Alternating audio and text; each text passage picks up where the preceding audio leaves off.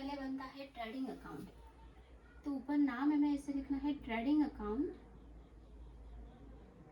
तो वो trading account कैसे बनता है? Trading account for the year ending.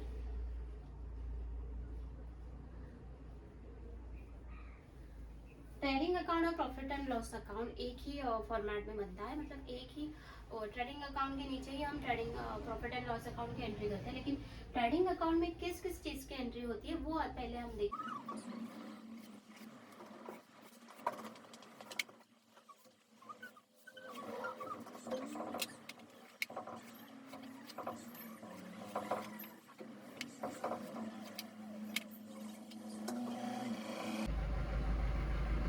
Trading account का फॉर्मेट जो होता है वो इस तरह से होता है।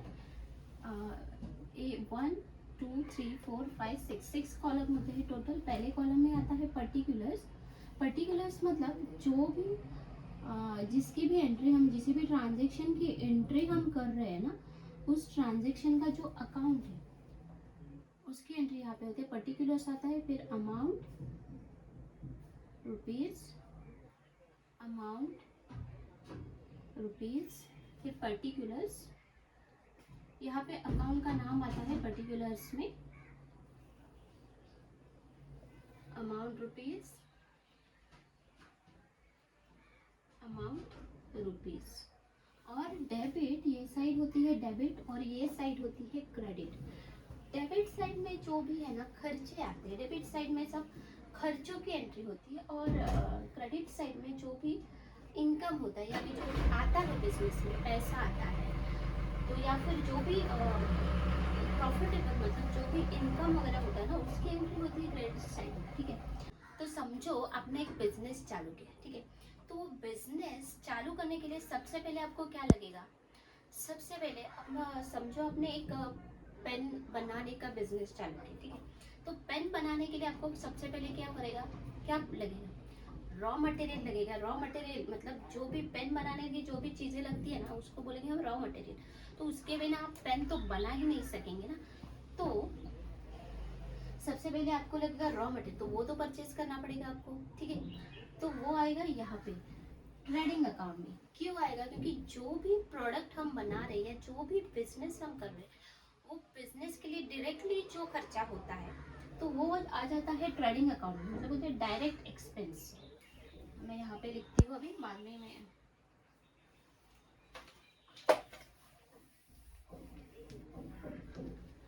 आपने सुना होगा डायरेक्ट एक्सपेंस। जो भी डायरेक्ट एक्सपेंस होते हैं ना, जो भी सीधा प्रोडक्ट का बनाने के लिए लगते हैं। फिर प्रोडक्ट बनाने के लिए अगर आपने पहले से बिजनेस चालू किया है तो आपका ओपनिंग बैलेंस रहेगा जो भी होगा, तो यहाँ पे आएगा पहले ओपनिंग बैलेंस। अगर आपने नया बिजनेस चालू किया, अभी बिजनेस चालू किया, तो सबसे पहले आप करेंगे मटेरियल परचेज करेंगे, तो यहाँ पे आएगा परचेज अकाउंट। परचेज में भी क्या जाएगा? जो भी आपने प्रोडक्ट के लिए परचेज किया है वो जाएगा। जो भी आपने परचेज अकाउंट मतलब क्या होता है, जो भी आपने बेचने के लिए परचेज किया है वो जाएगा परचेज अकाउंट। तो यहाँ पे आएगा परचेज। लेकिन आपका अगर लेकिन बिजनेस पहले से ही चालू है, तो यहाँ पे जो भी ओपनिंग स्टॉक मतलब लास्ट ईयर का जो क्लोजिंग स्टॉक होगा ना, तो वो ईयर का ओपनिंग स्टॉक होगा।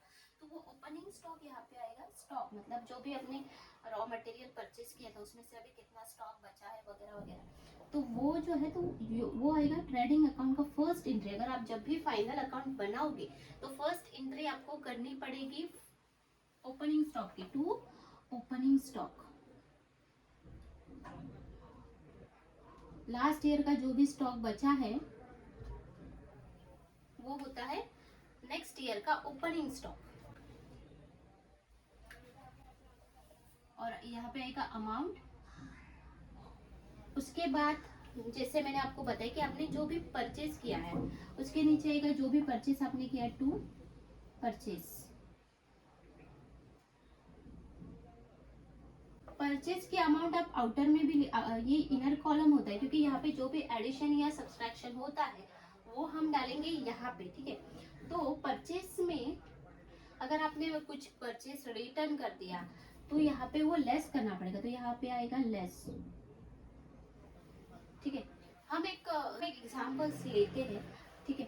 तो परचेज किया आपने, लेकिन बाद में पता चला कि आप वो उसमें से कुछ मटेरियल फॉल्टी है, तो आपने वो रिटर्न कर दिया। तो यहाँ पे होगा रिटर्न, लेस करेंगे वो रिटर्न आउटवर्ड। रिटर्न आउट का वर्ड का मतलब होता है परचेज रिटर्न। आप परचेज रिटर्न ऐसे भी लिख सकते हैं। तो ये वो यहाँ से माइनस होगा और फाइनल फिगर जो होगी वो आएगी आउटर कॉलम में। यहाँ पे रिटर्न आउटवर्ड भी लिख सकते हैं, परचेज रिटर्न भी लिख सकते हैं। तो मटेरियल आपने लाया है वो वैसे ऐसे ही आया है क्या उड़ के आपके बिजनेस में? आप जहाँ पे आपकी फैक्ट्री है वहाँ पे ऐसे ही आया है क्या? नहीं ना। तो ये मटेरियल जो है वो लाने के लिए कुछ खर्चा हुआ होगा ना, कुछ ट्रांसपोर्टेशन, कुछ टेम्पो का भाड़ा देना पड़ा होगा, या फिर जिसने भी वो मटेरियल उठाया उस पर्सन की वेजेस, उसको कुछ पैसा देना पड़ा होगा। तो ये जो सब खर्चा होता है ना, जो मटेरियल लाने के लिए, रॉ मटेरियल मतलब ये परचेज का, जो हमने मटेरियल परचेज किया है प्रोडक्ट बनाने के लिए, उसके लिए जो ट्रांसपोर्टेशन चार्जेस या फिर हमाली वगैरह जो लगती है ना, तो उससे बोलते हैं कैरेज इनवर्ड। जो भी फेयर वगैरह लगेगा उससे बोलेंगे कैरेज इनवर्ड। तो वो आएगा ट्रेडिंग अकाउंट में डेबिट साइड में, ठीक है। अगर उसके अलावा कोई दूसरा ट्रांसपोर्टेशन चार्जेस होगा तो वो जाएगा सीधा प्रॉफिट एंड लॉस अकाउंट में। ये कैरेज इनवर्ड है जो प्रोडक्ट जो परचेज के लिए लगता है, ठीक है। To carriage inward, carriage inward का मतलब ट्रांसपोर्टेशन चार्जेस, फेयर चार्जेस, ऐसे भी आप समझ सकते हो। इसकी अमाउंट आएगी यहाँ पे, ठीक है। चार्जेस जो देते हैं मटेरियल लाने के लिए, जो भी भाड़ा देते हैं उसको फ्रेट चार्जेस बोलते हैं। फ्रेट, टू फ्रेट, इसके आउटर फ्रेट चार्जेस, चार्जेस, इसको भी वही, उसका भी वही मतलब होता है साधारण, डॉक चार्जेस। उसके बाद टू कस्टम, कस्टम ड्यूटी भी भरनी पड़ती है। कस्टम ड्यूटी अगर कुछ पे किए है मटेरियल लाने के लिए, तो वो मतलब मटेरियल लाने के लिए ये सब जो खर्चा हो रहा है ना, जैसे carriage inward, freight charges, dock charge, ये जो मटेरियल आपने लाया है तो उसका हमें पक्का मटेरियल बनाना है, दूसरा मटेरियल बनाना।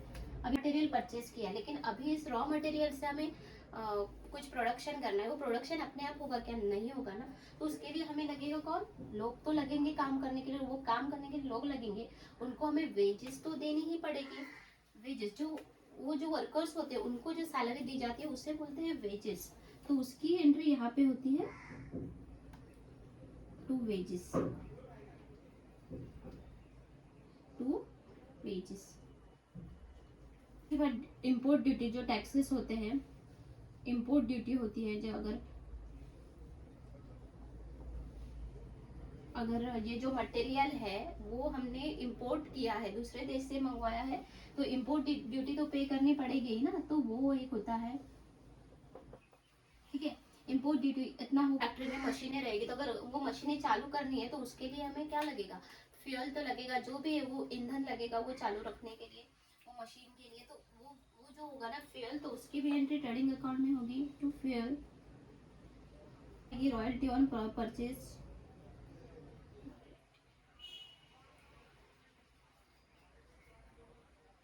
पेनल्टी वगैरह दी होगी तो वो आएगी। उसके बाद अगर आपने पैकिंग चार्जेस, एक प्रॉफिट एंड लॉस अकाउंट में भी आता है और दूसरा आता है यहाँ पे जो प्राइमरी पैकिंग होती है, मटेरियल बनाने के बाद जो पैकिंग करते हैं वो प्राइमरी पैकिंग होती है, जो फर्स्ट पैकिंग होती है। तो उसकी अगर वो उसका खर्चा हुआ है तो वो भी आएगा प्राइमरी पैकिंग।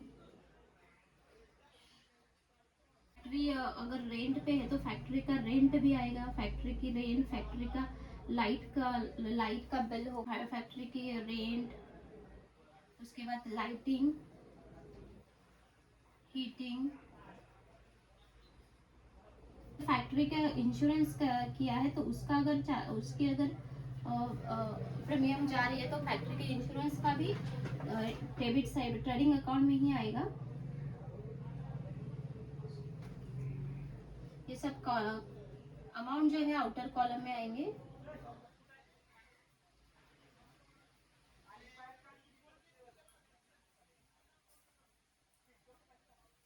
उसके बाद अगर वर्क्स मैनेजर, वो काम करने के लिए वहाँ पे कोई मैनेजर तो रखा होगा ना कि भाई ध्यान रखना है, तो वो वर्क्स मैनेजर जो रहेंगे उसकी अगर सैलरी दी होगी तो वो भी जाएगी यहाँ पे ट्रेडिंग अकाउंट में, वर्क्स मैनेजर सैलरी। ठीक है, अभी क्रेडिट साइड में क्या आएगा, यहाँ पे ट्रेडिंग अकाउंट के क्रेडिट साइड में आएगा सेल्स। हमने मटेरियल बनाया उसके बाद इसको बेचा ना, तो वो आएगा ट्रेडिंग अकाउंट के क्रेडिट साइड में बाय सेल्स। सेल्स किया समझो कितने का हमने सेल्स किया, अगर सेल्स कल के कोई सेल्स मतलब जो भी हमने मटेरियल भेजा है वो फॉल्टी निकला तो वो लोग हमें मटेरियल रिटर्न करेंगे, तो उसकी भी एंट्री यहाँ पे होगी। उसको यहाँ पे लेस करना पड़ेगा, less return inward. Sales return नहीं लिख सकते, यहाँ पे सेल्स रिटर्न इनवर्ड लिखेंगे।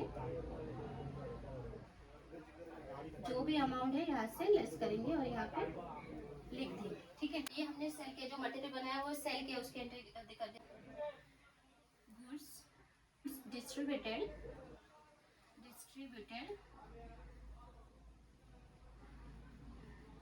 As free sample. ठीक है, और अगर कुछ चोरी हो गया, अगर उसमें से कुछ माल चोरी हो गया तो, और या फिर कुछ कोई आग लग गई तो उसकी भी एंट्री यहाँ पे ट्रेडिंग अकाउंट की क्रेडिट साइड में ही होगी बाय गुड्स।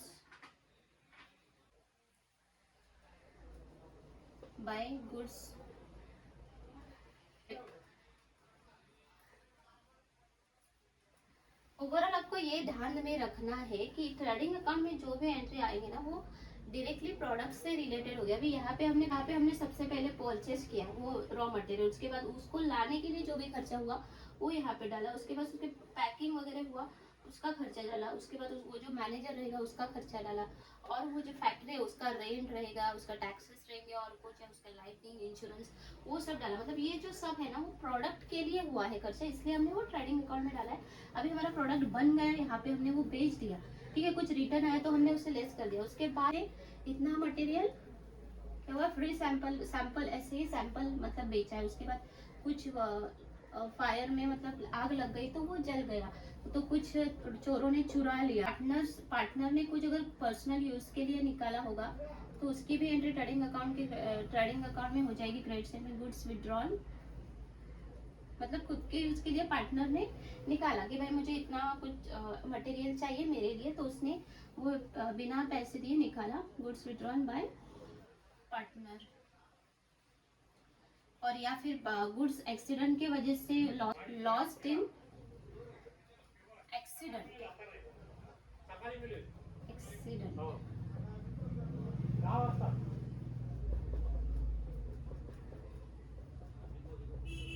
ऐसे करके ये अभी लास्ट में आएगी क्लोजिंग स्टॉक की एंड ऑफ द ईयर।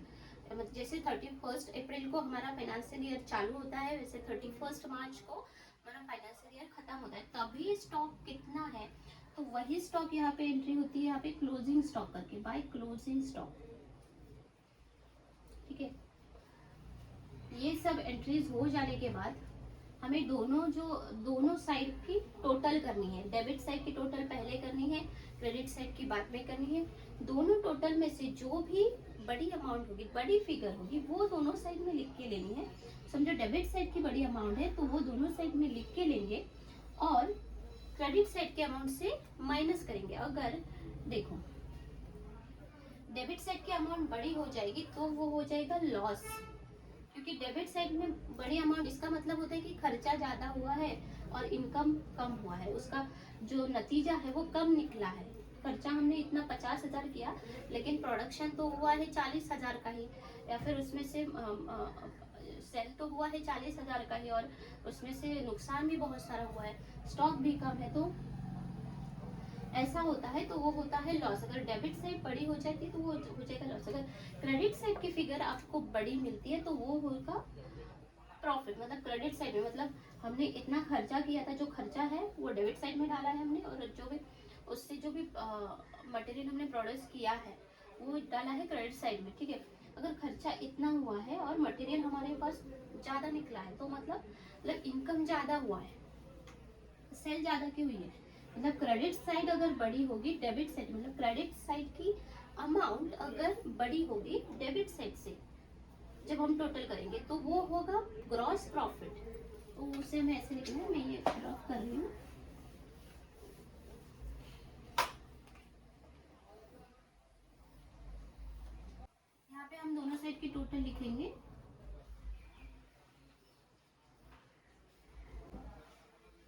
पे हमने लिख ली दोनों साइड की टोटल। दिस एज्यूम कि क्रेडिट साइड की टोटल बड़ी है और डेबिट साइड की कम है, ठीक है, तो वो हो गया हमारा प्रॉफिट। तो यहाँ पे हम प्रॉफिट लिख देंगे, ठीक है। अगर डेबिट साइड की टोटल बड़ी होगी और क्रेडिट साइड की कम होगी तो वो आएगा by gross loss carried down, और यहाँ पे अमाउंट आ जाएगा। इस तरह से बनाते हैं ट्रेडिंग अकाउंट। आई होप कि अभी हम देखेंगे प्रॉफिट एंड लॉस अकाउंट कैसे बनाते हैं। ट्रेडिंग अकाउंट में जो है ना सारे डायरेक्ट एक्सपेंस आते हैं और सारे डायरेक्ट इनकम आते हैं, और प्रॉफिट एंड लॉस अकाउंट में सारे इनडायरेक्ट एक्सपेंस और इनडायरेक्ट इनकम आते हैं। प्रॉफिट एंड लॉस अकाउंट से हमें एक्चुअल नेट इनकम पता चलता है कि भाई हमें सारे जो एक्सपेंस माइनस करके हमें एक्चुअल में कितना प्रॉफिट हुआ है वो पता चलता है, ठीक है।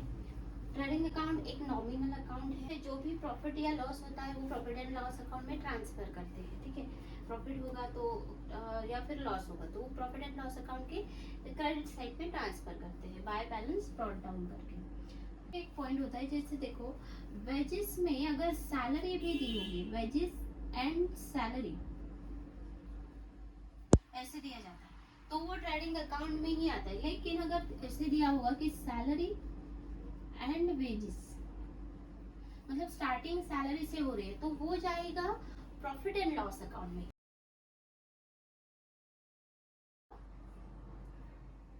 Books of XYZ profit and loss account, P&L account भी हम बोल सकते हैं, profit and loss account for the year ended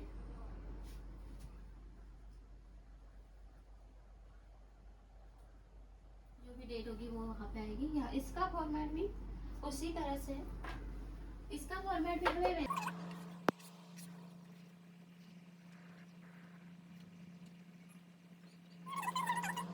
आएगा particulars amount rupees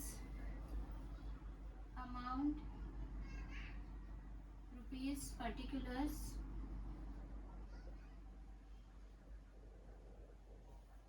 amount rupees और अमाउंट रुपीज, ठीक है। प्रॉफिट एंड लॉस अकाउंट भी नॉमिनल अकाउंट भी है। इससे हम जो भी एंट्रीज करते हैं ना उसमें बिजनेस से एक्चुअल प्रॉफिट या एक्चुअल लॉस कितना हुआ वो पता चलता है। तो उसके लिए जो अभी ट्रेडिंग अकाउंट जो हमने अभी देखे, वो ट्रेडिंग अकाउंट में प्रोडक्ट से रिलेटेड हमने सब जो भी गुड्स बनाने के लिए जो भी खर्चा होता है वो हमने डाला, गुड्स बनने के बाद कितना उसका सेल हुआ वो डाला। अभी प्रॉफिट एंड लॉस अकाउंट में सारे इनडायरेक्ट एक्सपेंस होते हैं, मतलब वो गुड्स के छोड़ के जो भी एक्सपेंस होते हैं। जैसे अगर एक फैक्ट्री है तो वो फैक्ट्री का अगर अकाउंट मेंटेन करना होगा तो ऑफिस होगा, तो ऑफिस के लिए जो भी खर्चा होगा वो सब यहाँ पे आएगा। टैक्सेस देने पड़ते हैं, अभी तो जीएसटी है, जीएसटी देनी पड़ती है, तो वो टैक्स यहाँ पे आएगा। ऑफिस है तो टेलीफोन तो होगा ही, इलेक्ट्रिसिटी तो हो गई, तो इलेक्ट्रिसिटी चार्जेस, टेलीफोन चार्जेस वो देने पड़ेंगे। तो यहाँ पे सारे आ जाएंगे क्या, इनडायरेक्ट एक्सपेंस। बस ऑफिस में स्टाफ है तो उसकी सैलरी आती है, to salary to telephone expense, उसके बाद तो रेंट, ऑफिस का रेंट, अगर कुछ टैक्सेस हो गए तो वो देने पड़ेंगे। अगर इंश्योरेंस हमने निकाला है तो इंश्योरेंस प्रीमियम देना पड़ेगा। इलेक्ट्रिसिटी, ऑफिस की इलेक्ट्रिसिटी है तो वो देनी पड़ेगी। अकाउंटेंट की सैलरी देनी पड़ेगी। उसके बाद ऑडिट फीस भी देनी पड़ेगी, अगर ऑडिट करते होगे तो ऑडिट की फीस भी देनी पड़ेगी। उसको बैंक चार्जेस, बैंक अगर बैंक होगी तो बैंक के जो चार्जेस कटेंगे वो भी यहाँ पे ही आएंगे, बैंक चार्जेस। प्रोफेशनल चार्जेस, जो भी प्रोफेशनल रहेंगे, मतलब जो भी कंसल्टेंट वगैरह रहेंगे उनके चार्जेस देने पड़ेंगे, वो प्रोफेशनल चार्जेस वो भी देना पड़ेगा। रिपेयर, मेंटेनेंस,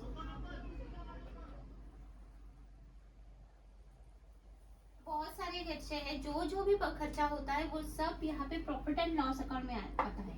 आपको क्वेश्चन में दिया गया है ऐसा कोई खर्चा जो आपको यहाँ पे बुक में नहीं है, तो भी आपको ऐसे एज्यूम करना कि ये जो खर्चा है वो कहाँ पे हो सकता है, वो प्रोडक्ट्स के रिलेटेड खर्चा है या फिर वो इनडायरेक्ट खर्चा, मतलब ऑफिस के रिलेटेड खर्चा है, प्रोडक्ट्स के बाहर जो भी है खर्चे उसका कोई खर्चा है, तो वो आप एज्यूम करके उसकी एंट्री कर सकते हो। जो भी खर्चे होते हैं, ये जो होती है ना एक्सपेंस की साइड होती है, एक्सपेंसेस, एक्सपेंस और लॉसेस जो भी होते हैं वो जाते हैं डेबिट साइड में, और जो भी इनकम होते हैं ना, इनकम वो जाते हैं क्रेडिट साइड में। अभी ये सबसे पहले यहाँ पे तो entry by balance, by gross profit, gross profit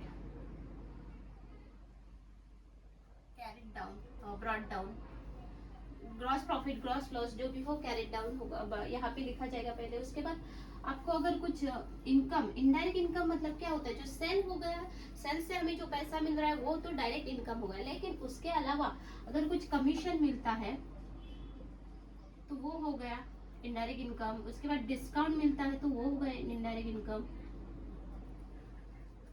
अगर बैंक में हमारी कुछ इन्वेस्टमेंट है तो उसके ऊपर इंटरेस्ट मिल रहा है तो हो गया indirect income.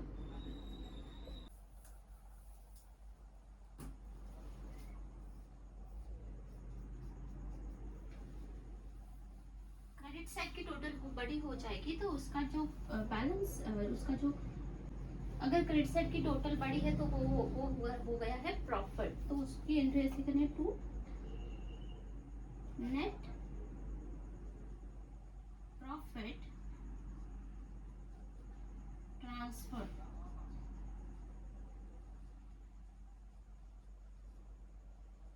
To partners to current account और कैपिटल अकाउंट। अगर कैपिटल अकाउंट दिया होगा बस तो कैपिटल अकाउंट में, और करंट अकाउंट दिया होगा तो करंट अकाउंट में वो ट्रांसफर करते हैं दोनों पार्टनर्स को।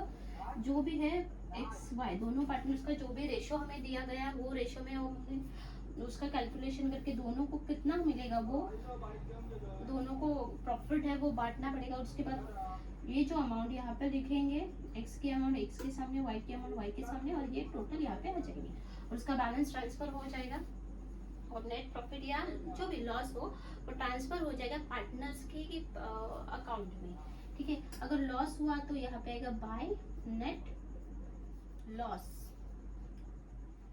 Same transfer to capital account और करंट अकाउंट। ठीक है, तो आपको समझ में आया होगा कि प्रॉफिट एंड लॉस अकाउंट में जो है मटेरियल बनाने के बाद, वो जो प्रोडक्ट है वो बनाने के बाद के जो खर्चे होते हैं, और फर्स्ट का तो ये होता है, उसके बाद अगर प्रोडक्ट के लिए जो भी खर्चा होता है, एडवर्टाइजमेंट होता है, पैकिंग चार्जेस होता है, मार्केटिंग का चार्जेस होता है, खर्चा होता है, वो सब, वो जो भी खर्चा होगा वो डेबिट साइड में आएगा प्रॉफिट एंड लॉस अकाउंट के। Balance sheet, balance sheet, balance sheet as on, जो भी डेट है उसका फॉर्मेट इस तरह से रहेगा।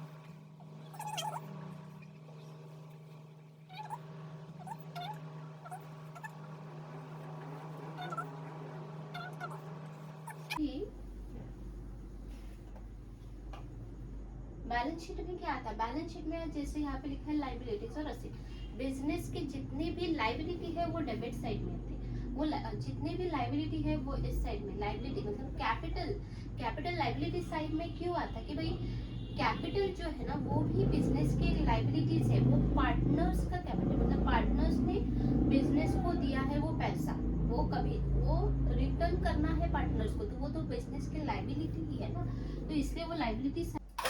बैलेंस शीट बनाते हुए पहला आएगा partners capital account, capital account. अभी हमने P&L अकाउंट देखा, प्रॉफिट एंड लॉस अकाउंट देखा, उसमें हमने नेट लॉस या नेट प्रॉफिट निकाला है, तो समझो ये ए पार्टनर है, ए पार्टनर का इतना कैपिटल है, तो उसमें जो भी प्रॉफिट है या फिर लॉस है, प्रॉफिट होगा तो ऐड करेंगे और लॉस होगा तो लेस करेंगे, ऐड प्रॉफिट और फाइनल अकाउंट, हाँ ये यहाँ पे आ जाएगी। उसके बाद बी का, उसका भी प्रॉफिट अगर होगा तो ऐड करेंगे और लॉस होगा तो उसे माइनस करेंगे प्रॉफिट, और जो भी फिगर है वो यहाँ पे आ जाएगी इस तरह से। अगर करंट अकाउंट हमें दिया गया तो यहाँ पे करंट अकाउंट की भी एंट्री होगी, पार्टनर्स करंट अकाउंट।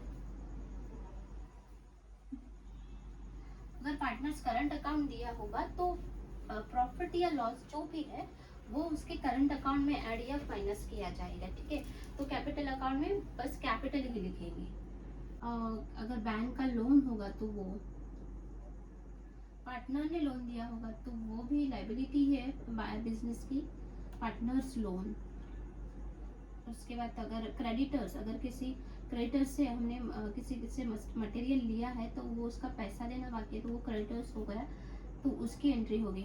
उसके बाद आउटस्टैंडिंग एक्सपेंस अगर रहेंगे तो ये भी, उसकी भी एंट्री लायबिलिटी साइड में ही जाएगी।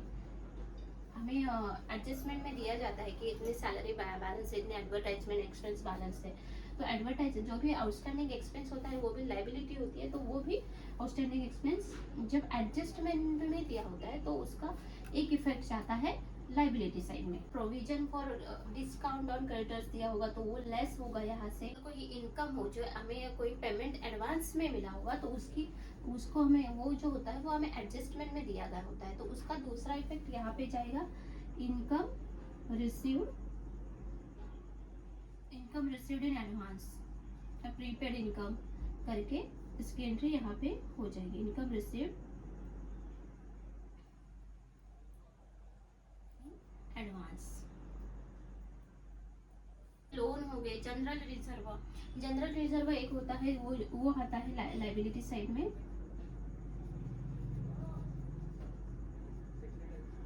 जो भी बिजनेस की लायबिलिटी है वो लायबिलिटी साइड में आता है, जो भी, और ये कैपिटल अकाउंट और करंट अकाउंट। असेट साइड में बिजनेस में जितने भी फिक्स्ड असेट है और करंट असेट है वो सब असेट आते हैं। जैसे बिजनेस में जैसे बिल्डिंग है, अगर बिजनेस में पार्टनर्स की खुद की बिजनेस की बिल्डिंग हो, प्लांट मशीनरी हो,